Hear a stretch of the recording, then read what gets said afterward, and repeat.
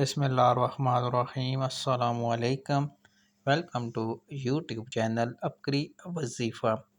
اولاد کو نیک اور صالح بنانے کے لیے اگر کوئی شخص چاہتا ہے کہ اس کی اولاد کی اٹھان نیکی اور اچھائی پر ہو، ان میں شرارت اور گناہوں سے نفرت پیدا ہو جائے، اسی طرح نماز کی پابندی، دینی رجحان میں اضافہ اور شرافت، بھلائی کے جذبات پیدا ہوں، تو اس کے لیے روزانہ 101 مرتبہ درجہ ذیل آیت باوضو پڑھ کر پانی پر دم کر کے بچوں کو وہ پانی کسی وقت پلا دیا کریں۔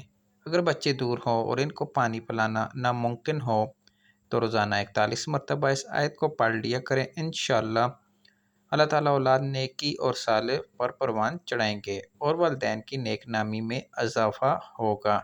وہ آیت یہ ہے سورہ آل عمران کی۔ کیونکہ بہت سے والدین پریشان ہوتے ہیں، یہ عمل کریں اور سکھ پائیں۔